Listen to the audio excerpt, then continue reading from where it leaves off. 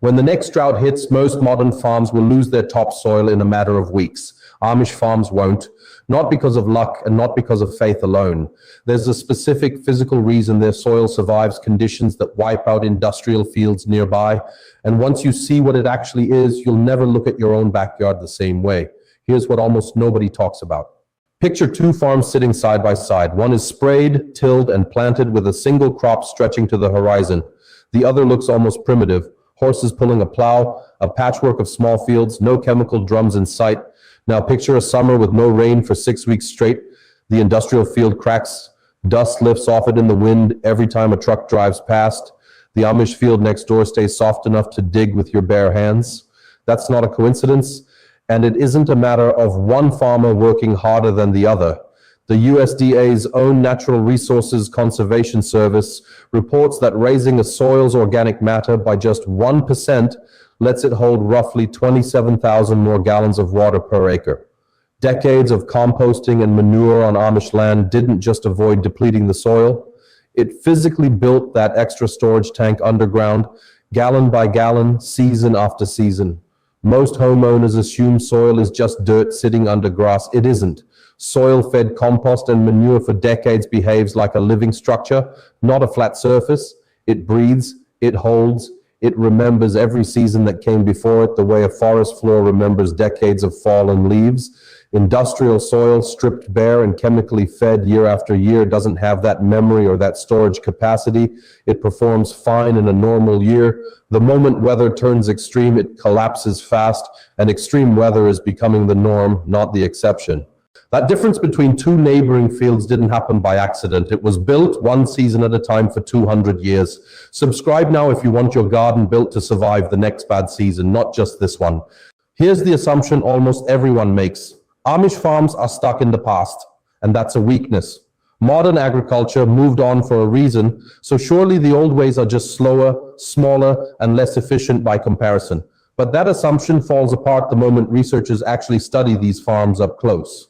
A journalist who spent time walking Lancaster County fields described watching a farmer guide a horse-drawn plow through soil that hadn't touched synthetic fertilizer in generations, and asked the obvious question: if industrial-scale agriculture is supposedly the only way to feed a growing population, why does this outdated method keep outperforming it the moment conditions get hard? The twist is that Amish farms were never optimized for maximum output in a good year. They were optimized to survive 2 centuries of unpredictable ones through droughts, floods, and economic collapse, without any outside safety net to fall back on. A 2024 peer-reviewed study on Amish and non-Amish farmers in Ohio found something researchers didn't expect. Many Amish farmers don't even describe their choices in climate terms at all. They talk about stewardship and caring for land they intend to pass down, not about carbon footprints or emissions targets. The same study found Amish farmers were, if anything, less likely than their non-Amish neighbors to say they believed in climate change as a concept, and yet their farms are the ones absorbing the shocks. The climate resilience shows up as a side effect of values that have nothing to do with climate change on paper. That's the pattern interrupt most people miss entirely. The system wasn't built to fight a changing climate. It was built to never depend on anything fragile enough to fail, and it turns out those are the same system. There's a deeper irony hiding in that same Ohio research. Farmers who scored lowest on believing in climate change were often the ones already using the most climate-friendly practices, things like cover cropping and reduced tillage, simply because those practices made sense as good stewardship long before anyone attached a label to them. The lesson isn't about belief at all. It's that resilience built for the right reasons tends to work regardless of what you call it. So what are they actually doing differently mechanically in the dirt? It comes down to a handful of practices that modern agriculture spent the last century phasing out in favor of speed. The first is crop rotation, done properly and consistently. Instead of planting the same crop in the same field year after year, Amish farmers cycle fields through a sequence, often corn, then oats or barley, then legumes like beans or peas, then a cover crop such as rye or clover. That rotation isn't just tradition for its own sake.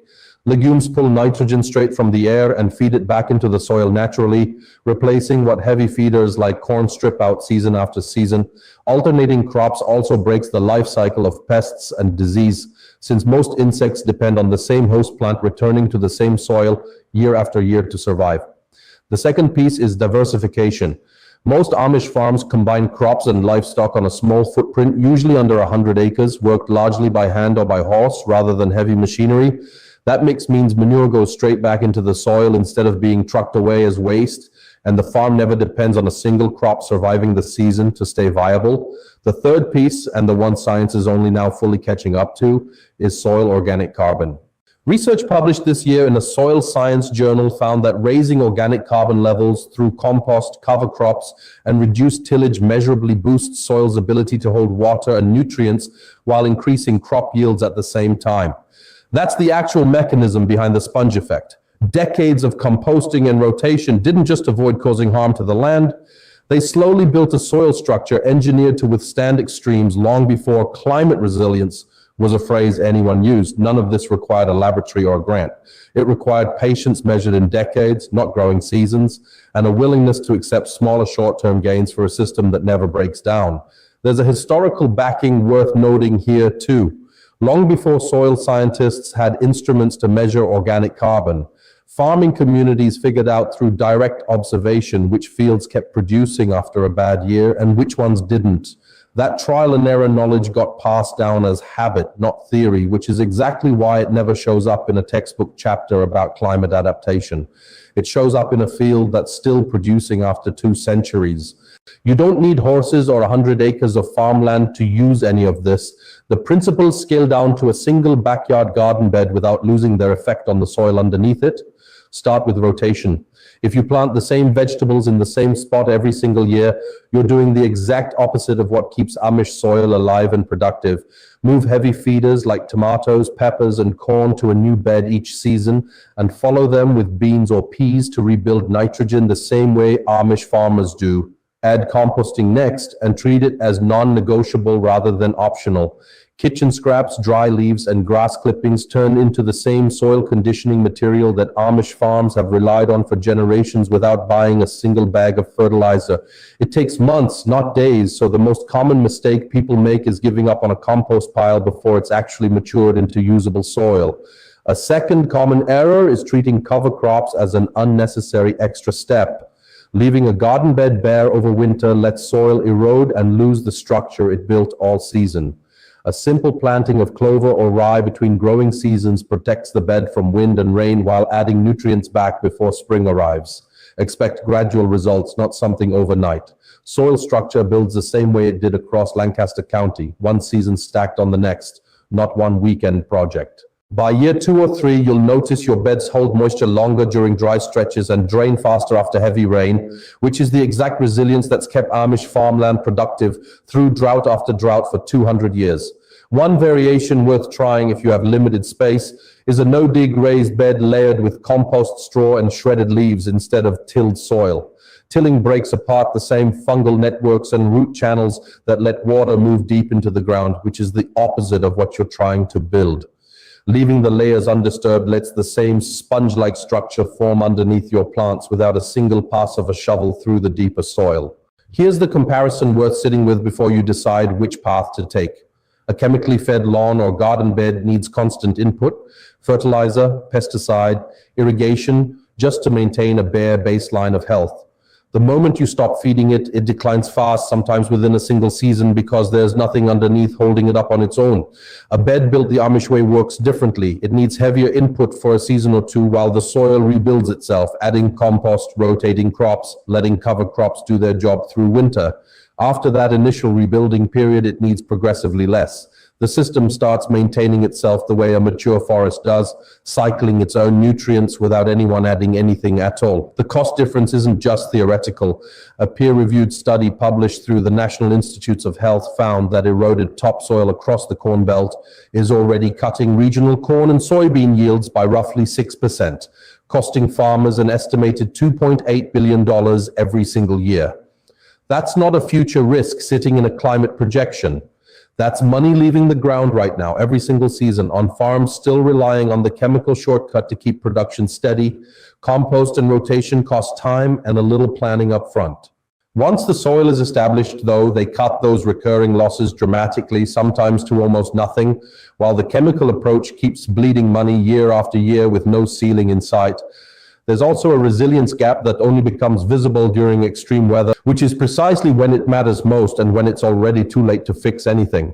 This approach has persisted across 2 centuries and multiple climate shifts, absorbing droughts, floods, and economic collapse without collapsing itself, something no single research season could ever replicate in a lab or a 5-year study. A chemically dependent system has never had to prove itself that way because it's never had to survive on its own for even 1 full year without outside inputs propping it up.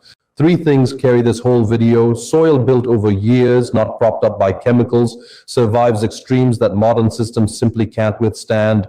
Rotation and composting aren't outdated habits from a simpler time. They're the actual mechanism behind that survival, proven across 2 centuries of farming through every kind of weather imaginable. And you can start building that same resilience in your own yard this season on whatever scale you have available to you, whether that's 100 acres or a single raised bed. None of it requires machinery, chemicals, or a budget most homeowners don't have. It just requires starting the rotation this season instead of waiting for a drought to force your hand. Because by the time the ground cracks, the 200 years of head start these farms had is the one thing you can't buy back. If this shifted how you think about your garden, subscribe and drop a comment with the method you're planning to try first. Somewhere in this channel is the next piece of forgotten knowledge waiting to change how you grow things. Some old ways were never behind the times, they were just waiting for the rest of us to catch up.